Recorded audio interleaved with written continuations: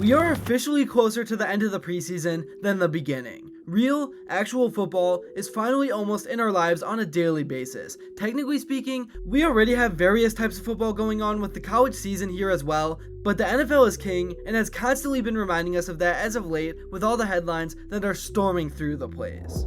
One of the cool things about this past week's slate of preseason games was that we had Sunday night contests, which made things kind of feel a little bit like the regular season.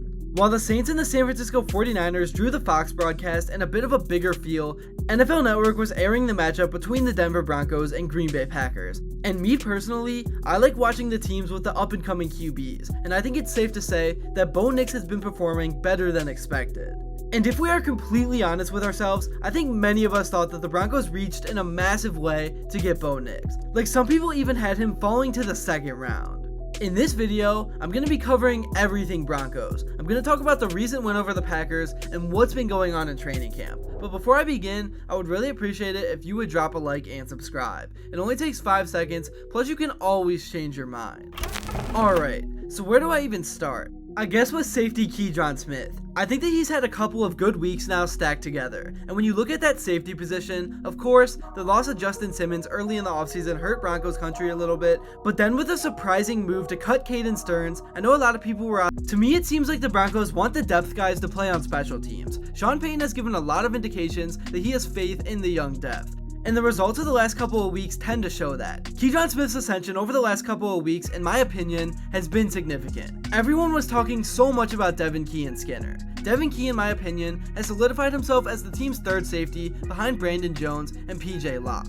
And if Jones' hamstring problems linger, it'll be Devin Key who starts for the Broncos. But I think Smith has jumped ahead of Skinner on the depth chart from what we've seen in terms of making plays on special teams. I don't think any of us thought we'd be talking about him in this position, so that's a good sign for the Broncos' young players and their development. On the topic of development and rising talent, we need to mention Tyler Beatty. He's someone I've highlighted on the stock report as well. When you examine the Broncos' run game in the first couple of preseason games, Tyler, not only is he showing explosiveness in his runs, but he is also making impactful plays on special teams. In my view, his stock has been steadily climbing. Estime is still in the growth phase of his development. Another player worth mentioning is DeAndre Tillman. He had a tackle for a loss and has been contributing on special teams. Will he make the 53-man roster? Probably not. But he could be a priority practice squad candidate if he doesn't get picked up by another team. On the defensive side, we finally got a good look on Owazurike in action. He provided solid interior pressure and stood out on a few plays. Owazurike seems likely to make the 53-man roster, and it's clear the Broncos are higher on him than many might think. Now for some of the players that we get to be critical of for their performance, we will be starting with Alex Forsyth, the center. He was supposed to be in the starting competition with Luke Wattenberg. I feel like the Broncos kinda knew at the beginning of training camp that it was probably leaning pretty heavily towards Wattenberg's favor, but Forsyth kinda cemented that in the second preseason game against Green Bay. It wasn't the best performance in terms of you wanted to see if, hey, is there a question going into week 1? Is it close between these two guys? Luke Wattenberg has had steady, consistent reps with the first team offense, and look, granted, Forsyth started out with Denver's first team offense playing guard. He hasn't played guard in a while. I'm not going to use that as an excuse there, but then when he did play center, you have the 2 holding calls. That right there is just something you want to brush up on. And look, Denver had a lot of penalties. They had over 100 yards of them, in fact. I think it was 10 or 12 penalties that they had in the game. Not good. You want to clean that up. That's not something that Sean Payton is going to be very happy about. But Forsyth was just not ready yet, and that's okay, right? Because let's talk about it. Last year he was a rookie, didn't play a single down in the NFL, basically a redshirt year for him. Luke unfortunately got thrown into the fire way too early as a rookie by Nathaniel Hackett. Hackett himself even came out and said that. And then last year, we saw him maybe rotate in at guard when Quinn Miners had that health scare in Los Angeles, but he didn't play much in his second year.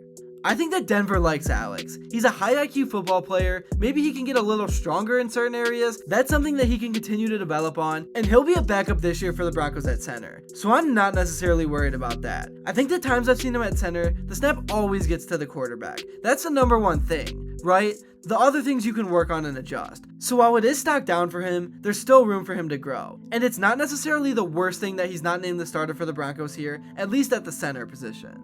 I feel like maybe another player we could talk about is Samaje Perine, who has kind of been on a little bit of a steady decline. He didn't get a primary share with the first team offense. Really, it was Javonte Williams and Jaleel McLaughlin, the 1-2 punch that I believe are locked for the roster.